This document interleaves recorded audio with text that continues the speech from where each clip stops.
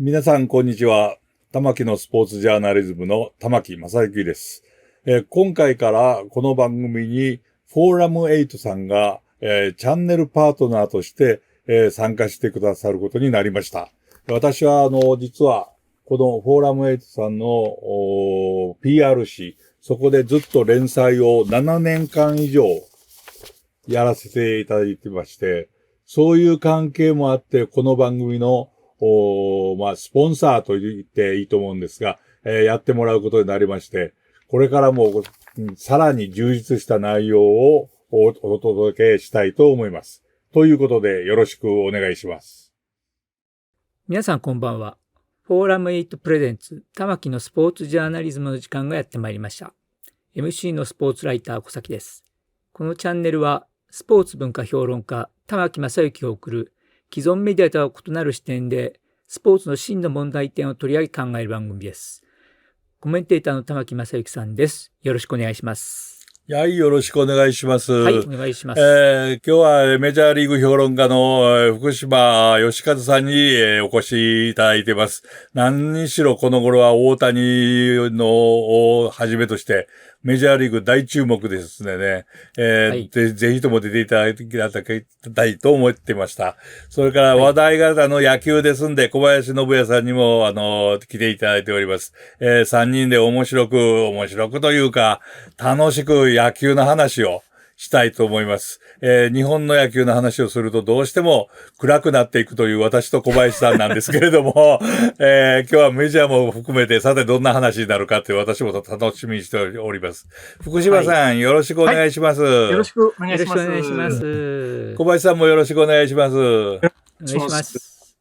ちょっと福島さんにね、私ぜひとも聞きたいと思ってたんですが、はい。福島さんがメジャーリーグに興味を持たれたのはいつ頃で、どんなきっかけがあったんですか？それはですね、1968年に、はい。日米野球があって、セントルイスカージナルスが来日したんですよ。はい。で、当時小学6年生で、野球に興味を持ったばっかりなんですけども、ただ本場アメリカからメジャーリーグの球団が日本にやってくるということで、非常に興味深くて、当時の後楽園球場に見に行きました。で、それで一気に、本場アメリカの野球に興味を持ち始めて、で、いつかアメリカに行きたいと、本場アメリカで生の野球を観戦したいということで、ずっと夢見ていて、で、1973年に初めてアメリカに行って、メジャーリーグの試合を見ました。で、そっから本格的にメジャーリーグが好きになって、50年以上。ということ。まあ、言葉は悪いかもしれませんが、ハマっちゃったっていうことですね。そうですね、はい。その68年のセントルイスカージナルスっていうのは何か、すごいチームだったんですか？私ちょっと覚えてないんですけど。僕も当時は全くですね、はい。メジャーリーグには、知識がなくて、いきなり後楽園球場に行って見たんですけども、まずはご存知だと思いますけども、カージナルスっていうチームの、真っ赤なチームカラーのユニフォーム、それと、胸に、バットに、カージナルの鳥が、鳥ですね。はい。デザインに、びっくりして。なるほど。まずはやっぱり本場アメリカの野球の華やかさっていうか、かっこよさというか、そういったものから入って、で、当時は、やっぱりピッチャーのフォームとか、バッターのフォームなども非常に個性豊かで、やっぱり日本の野球とは全然このスケールの違いというか、まるで別世界の野球だということを感じて、なるほど。はい。強く興味を持ちました。それはでも、で、その頃はね、野球漫画で、巨人の星が、人気があって、で巨人の星でも、当時、カーディナルスが題材に使われて、そうですか。アームストロング・オズマという架空の選手が、活躍するような場面もあって、それで、まあメジャーに興味持たれて、その72年に初めてアメリカに行かれて。73年でした。73年、失礼しました。73年に行かれて、そこで一番最初に見られた球場はどちらだったですか？一番最初に行ったのは、アメリカ西海岸、サンフランシスコ海岸にある、オークランドの球場でした。オークランドっていうのは、アスレティックスが本拠地で。アスレティックス、はい。で、ちょうど当時アスレティックスが全盛期で、3年連続世界一の絶頂期だったんですよ。はいはい。で、またユニフォームがね、ものすごい派手で。そう。はい。覚えてます。はい。で、選手たちはオーナーの命令で、全員が口毛を生やして、まあ、本当に個性豊かなチーム。なるほど。まずそれに驚いて。はい。で、さらにですね、はい。北米大陸のど真ん中、カンザスシティという都市に行って、はい。そこでオールスターゲーム見たんですよ。うわー、それはちょっと、早いですね。いや、そうそう。でね、ちょうどその年に、ロイヤルズスタジアムという新球場が、開場したばかりで、それを記念してオールスターゲームが行われたんですけども、まず球場にはびっくりしました。それまではね、ほんと後楽園球場や、川崎球場とか、知らなかったのが、なんとね、本当に夢の世界でしたよ。それは、驚かれたのは、まず大きさとか、そういう感じですか？美しさですね。美しさね。野球専用球場で、まあ当時としては、ちょうど人工芝の流行った時期でして、はい。で、外野が観客席がなくて、もう、センターを中心に、ライトからレフトまで全部、噴水が、上がっていて、で、それが7色の光線に光っていて、本当に夢の球場で、で、そこに、メジャーリーグの、スター選手たちが、当時はまだ全然その選手たちの名前が知っていても、どんな選手かっていうことは、映像で見ることは、まずなかった時代で、なるほど、そうですね。まあ、なんとか野球専門雑誌で、こう、写真などでは見てたけども、その動いてる姿っていうのは、その時初めて見たんですよ。なるほど。で、その時に、びっくりしたのが、試合前のセレモニーで、各選手が一人ずつ紹介されるんですけども、まずは、ウィリー・メイズという選手が、当時、オールスター史上最多の24回目の出場で、彼が紹介された時の、拍手喝采、スタンディングオベーションが鳴り止まず、で、続いて、ハンク・アーロンが、ベーブ・ルースに次いで、通算700号ホームランを達成した直後に出場して、これまた拍手喝采が鳴り止まず、で、さらに当時、若き速球王のノーラン・ライアンが、すごい。場内アナウンスで告げられると、これまた大喝采で、なぜかというと、そのシーズン前半だけで2回ノーヒットノーランを達成して、そのうち1回はそのカンザスシティでやったんですよ。それはファンはたまりませんね。まあ、メジャーリーグ代表するスター選手たちの姿と、あとはその観客の、まあ歓声ですね。ああいったものに惹かれて、これは本当にそれまで、日本のプロ野球では全く見なかった、見ることなかった光景が目の前に広がり、まあ本当に別世界。まあ今で言うのもなんですけど、本当にもう、遥か遠い夢の世界がそこにありました。なるほど。いや、今のお話聞いて、よーくわかりました。それはもう別世界にぶっ飛んでしまって、ハマってしまったという理由がもうよーくわかって、もそれこそハンク・アーロンだ、ノーラン・ライアンだと言われたら、私なんかもそこに行ってたとしたら、もうボーっという感じですよね、きっとね。小林さんどうですか？今の福島さんのお話聞いて。今のお話を聞いて、久しぶりになんでその野球がね、僕らをこう、本当に引きつけたのか、僕も思い出したような気がしますね。何思い出したんだよ。最近そういうなんかすごい素朴な驚き、感動っていうのはいはい。自分の中にはね、なくなってるから、そうですね。そうですね。本当ですね。私ももう初めて行ったのが、80年ぐらいかな、行った時に、ヤンキースタジアムに行って目の前でレジ・ジャクソンが素振りをしてるのを見て、その時にもうそれだけでもうぶっ飛んでしまったっていうのはありましたんですけどね。体がこう、それこそ長嶋茂雄さん以上にぐにゅーっと回ってしまうのを、目の前で見た時は怖かったですけどね、はっきり言って。なるほど。いや、まあ、福島さんはそれから。当時はね、アメリカがね、遠かったから、本当に、こんな世界があったのかと。なるほど。思うほどびっくりしまして、感動しました。あれ、オールスターのチケットって買えましたですか？それまたね、これ話すと長いんですけど、いや。その、1973年に、オールスターゲーム見に行ったきっかけっていうのが、当時、パンチョさんが同行する、本場アメリカのオールスターゲーム、観戦ツアーっていう、はい。パンチョ伊藤さんっていうのはパシフィックリーグの、候補で、はい。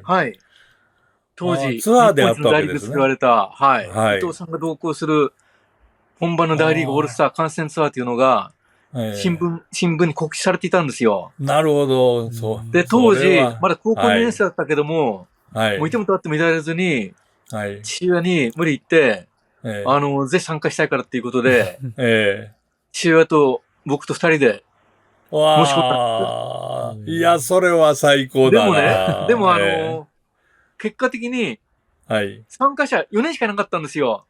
4人？父と僕と、あと2人だけ。で、旅行会社は、とてもじゃないけど、最高順位に満たないので、そうですね。中止になってしまったんです。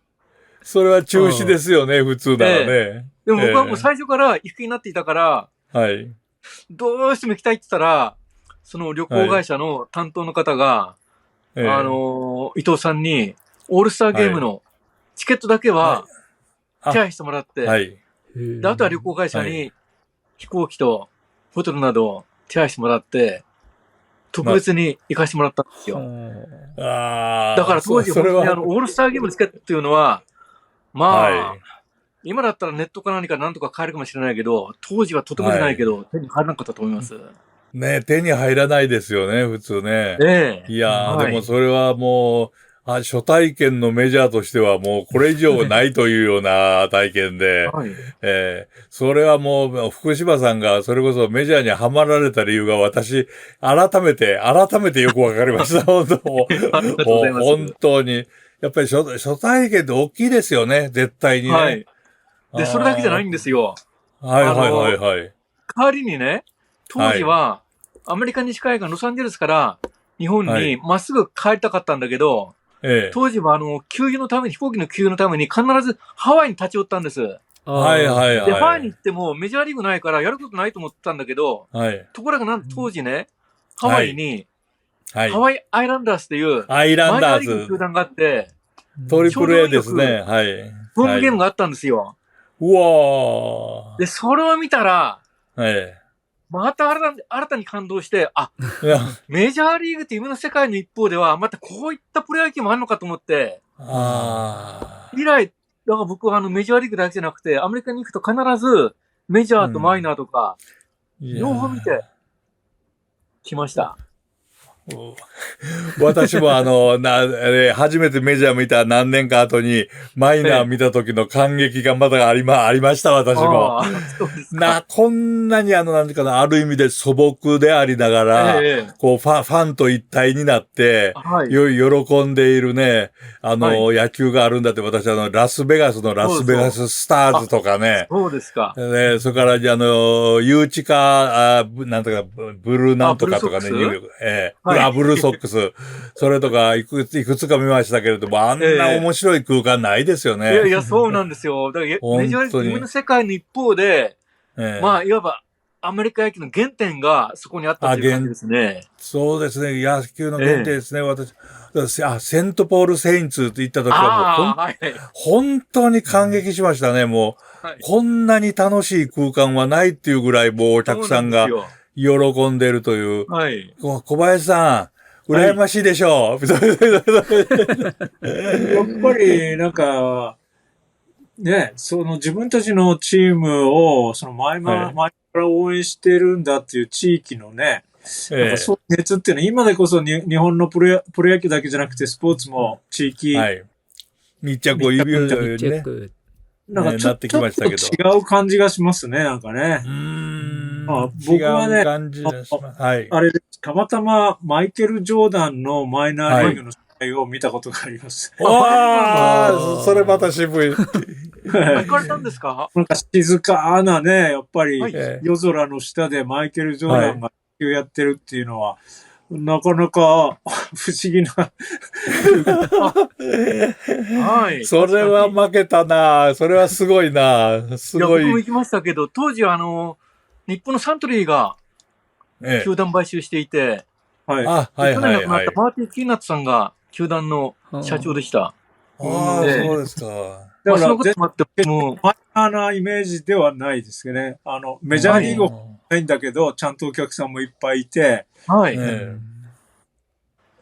うですね。本当にね、日本ではなんていうか、メディアなんかでそういうマイナーリーグのことってほとんど伝わってこないし、私今思い出したのは、あれが、子供と一緒にマイナーリーグ回る番組を NHK で作ったんですけれども、その時、偶然そのテレビを見た江夏豊さんが、私の家に電話かけてきてくれて、わしやとかなんとか言いながら電話が来たんですよ。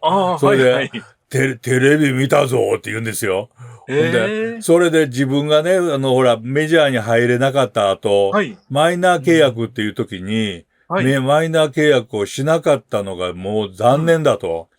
マイナーがあんな空間なら俺は行ってたと。単なる二軍だと思ったって言うんですよね。そうでしたか。だから俺は二軍ではやりたくないから、マイナー契約断って日本に帰ってきたけれど、あんな楽しいファンがいっぱいいるから、俺はやっといた方がよかったって言われた時には、私もね、もう、その電話にも感激したけど。そうでしたよね。江夏さんのことも、あれは1986年でした。ね。福島さんわかりますよね、わかります、わかります。ねえ、この気持ちが。というようなことで、昔話をおっさん3人揃って、どんどんやってしまいました。けれども、さて福島さん、そんなメジャーにはまった福島さんが、今の大谷、それから鈴木が打点トップ、この状態見ててどう思われてますか？いやー、だから、もう本当こうして50年以上、メジャーリーグを見続けた者にとっては、本当に夢のような時代がやってきました。もう夢のような時代としか言いようないですか、やっぱり。そうですね。そのきっかけを作ったのは、1995年のドジャース、野茂投手から始まりましたけど。そうですね。野茂の時は私も嬉しかったですね。ロサンドジャースの入った時のね、なかなか、あの時でもメジャーはストライキをしていて、メジャーリーグが一つの危機でしたよね。そうでした。ね、観客もすごく減ってきて、それがノモマニアのドッとしたブームで、メジャーがそのものが盛り返したっていうような感じがありましたよね。そうなんですよ。その前の年の8月からストライキに突入して、で、ワールドシリーズまで中止になったという、長い歴史のあるワールドシリーズが、戦時中でも行われたワールドシリーズが、そうですね。だったということで、あれで一気に野球離れが深刻化して、観客動員数もそれまでに比べると 20% ぐらい落ちてしまったんですけど。なるほど。それを救った一人が野茂投手でした。もう完全になんとかトルネード投法がもう評判になって、はい。ノモマニアと呼ばれるファンが増えて、それでもう、最初勝てなかったんですよね。何試合かずっと。はいはい、1ヶ月間ぐらい。はい、勝ち星からは広まってでした。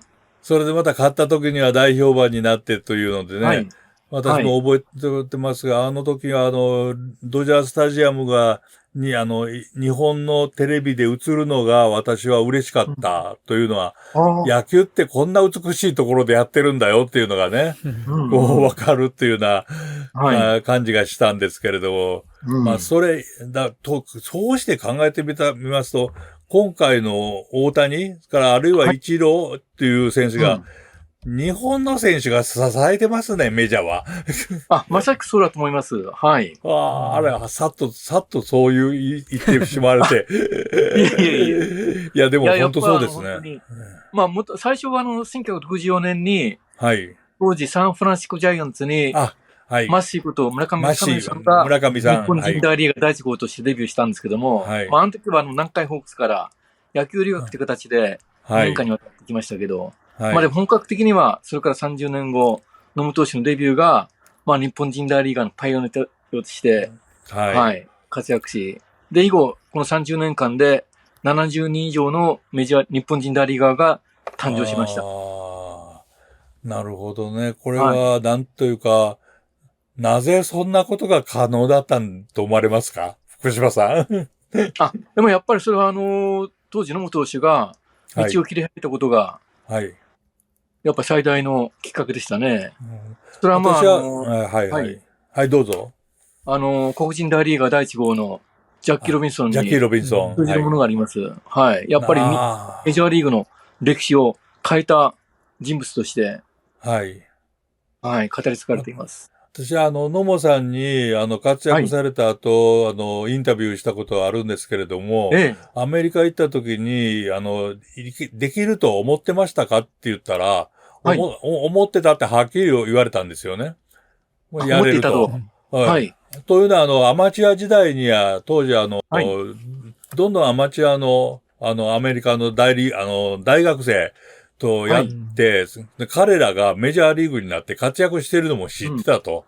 で、社会人野球としても、出てたので、全然怖くなかったっていうことをなるほどね。そんなもんだなと思う。確かにその自信が大きかったと思いますね。思いましたけども。まあ、むしろ周りの方が、小林さん、日本球界のエースと言われる。はい。はい。はい、どうぞ。僕は小林さんははい。70年代だと思うんですけどね。荒川隆が三角トレードみたいな、ドラフトで揉めた時に、ありますよね。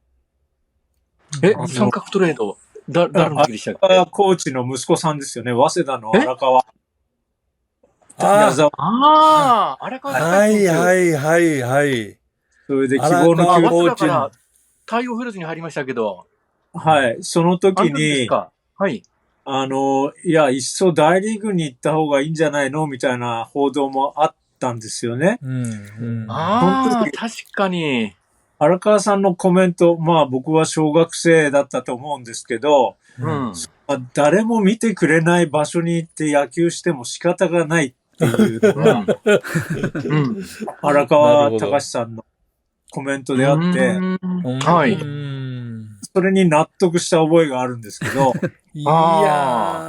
ういう時代でしたよね、やっぱりね。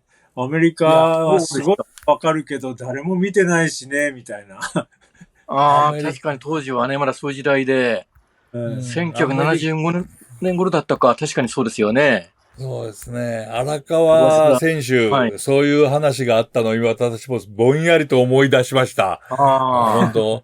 でもやっぱり日本人がもうメジャーリーグに注目するっていうのは、福島さんを除けばいなかったっていうような時代ですよね、はっきり言いますと。当時はそうですよ、はい。ですよね。当時は本当にアメリカの球場に行っても、まず日本人の観客見ることはありませんでした。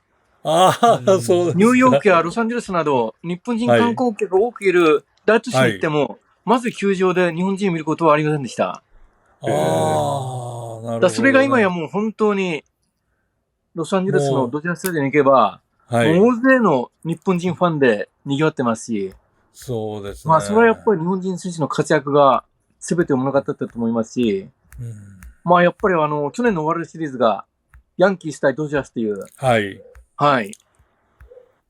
まあ、名門同士の対決でして、そうですね。あの時の日米の視聴者数、テレビの視聴者数が、アメリカで確か1試合平均が約1600万人。で、一方日本では1試合平均が約1210万人か。アメリカと日本あまり変わらなかったんです。そうですね。まあ、ある意味で人口を比べれば、また日本でのその試合の放映時間、朝の時間帯を考えれば、アメリカはゴールデンタイムですから。そうですね。いや、もう異常な視聴者数でした。そうですね。このぐらい今は本当に、もう本場アメリカをしのぐぐらい、日本でもメジャーリーグの試合に興味を持って見る人がいるんだなってことを改めて感じました。そうですね。いや、野茂投手がドジャースで活躍した頃に、ロバート・ホワイティングさんがね、非常に驚いておられたのが、彼が鎌倉に住んでおられて、朝の挨拶にね、近所のおばさんが、今日の野茂は良かったねとか言われて、もう驚いてしまったっていうのが、エッセイに書かれてるのを思い出しましたけれども、もう、そのレベルをはるかにまた超えたというのが最近の大谷を中心とする日本人選手の活躍ということになりますね。そうですね。はい。いや、本当に野茂投手の活躍だけでも本当にびっくりしたんだけども、まあ、順番に言うとやっぱり次、イチローさんですよね。イチローですね。はい。やっぱりイチローさんが、なんと、初のアメリカ野球殿堂入りしますけど、もう間もなく、7月の27日に、日本時間28日に、いやー、まさかそんなアメリカの野球に殿堂入りする日本人が出てくるとは、全く思ってもみなかったし、まあ、それに続いて、いずれは現役引退後、殿堂入りするのは間違いないのが、現在ドジャースの大谷選手であり、まあ、大谷選手はそれこそ本当に、もう元祖の二刀流、ベーブ・ルースをしのぐぐらいの、もうアメリカ野球史上最高のプレイヤーと、称賛されるぐらいの、プレイになりました。まあ、そうして考えてみるとすごいもんだなと思いますけれども、小林さん、なんでこんなに日本の野球選手はすごくなったんですかね。いやー、そうですね。それはやっぱりまあ、少年野球、中学野球、高校野球ね、まあ、これだけ長い時間をかけて選手を育てている、しかもボランティアで一生懸命教えてる方々がいるっていうのは、どれだけアメリカでも、多分アメリカでもここまでね、少年野球はもっと楽しむっていう要素が強いと思うので、まあ、これの良し悪しは別として、まあ、そういった賜物であることは間違いないですよね。なるほど、そうですね。まあ、日本の、まあ、大谷もそうですけれども、ピッチャーなんかがよく肘を痛めてしまうということが投げすぎというのはあるんですけれども、それだけ投げていたらコントロールが良くなることも確かであって、それだけ上手くなることも確かであってっていうような練習をしていたっていうことは、福島さん、やっぱり、それは根っこにあるでしょうね。そうですね。まあ、そもそもやはり日本の野球というのは、アメリカと違って、一年中プレーするわけですよ。アメリカのアマチュア選手は、野球シーズン、まあ大体、春から夏ぐらいかな。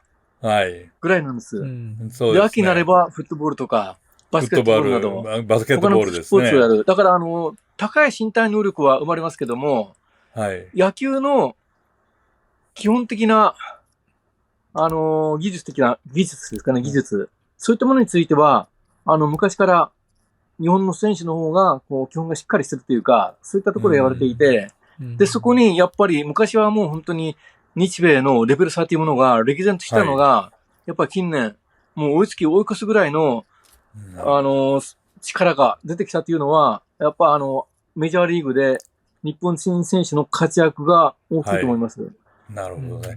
いや、もう野球の話聞いてたら、どんどん続けたいんですが、ここら辺で、第1回目の話は、この時間切れということで、このぐらいにしておきたいと思うんですが、最後に一つだけ、福島さん、鈴木誠也、どうして、オールスター戦に選ばれなかったんですかね。残念で仕方がないんですけど。そういうことですね。はい。はい。まあ結局彼は、指名打者なんですけども、はい。指名打者の、選出の枠が限られてるっていうことを。なるほど。まずは同じリーグで大谷選手がいた。はい。あとは元ホームランのフィリーズ、カイル・シュワーバーもいるっていうことで。はい。はい。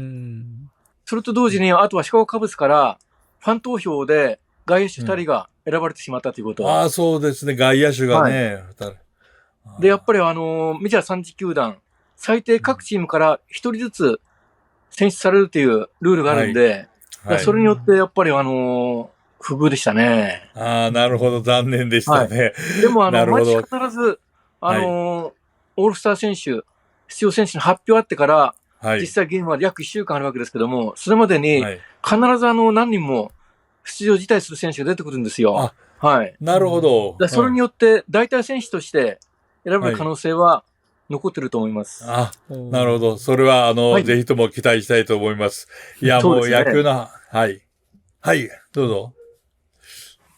まあ、あとは、オールスター前日の、ホームランダービー。はい。ホームラン競争に出たらどうかっていう、メディアの意見もあります。なるほど。はい。過去には、オールスターゲームには選出されなくても、ホームランダービーだけに出場する選手もいましたし。それはいいですね。はい。日本でも大谷選手はホームランダービーには出ない方がいいという声の方が大きいので、代わりにというのは鈴木選手ね、ちょっと申し訳ないですけれども、出てもらったらきっと嬉しいと思いますね。そう。4年前に大谷選手が日本人で初めて出ましたけど、残念ながら1回戦で敗退しました。いやもう、なんか疲れてる様子を見ても、これはやめてくれって思いましたけれども。確かに。というようなことで、もう野球の話していたら、どんどん止まらなく、これから2時間ぐらい経ってしまいそうなので、この辺で一旦切って、また第2回目を、福島さん、よろしくお願いします。小林さんもよろしくお願いしますね。すみません。はい。皆さん、ご覧いただきありがとうございました。次回のフォーラム8プレゼンツ玉木のスポーツジャーナリズムは、今週のテーマメジャーリーグとプロ野球の未来を考えるのエピソード2、ニグロリーグの記録公認、アラブ、インドの野球など世界の野球の未来はです。引き続き福島さんと小林さんとともにお送りします。それでは皆さん、次のエピソードでお会いしましょう。さようなら。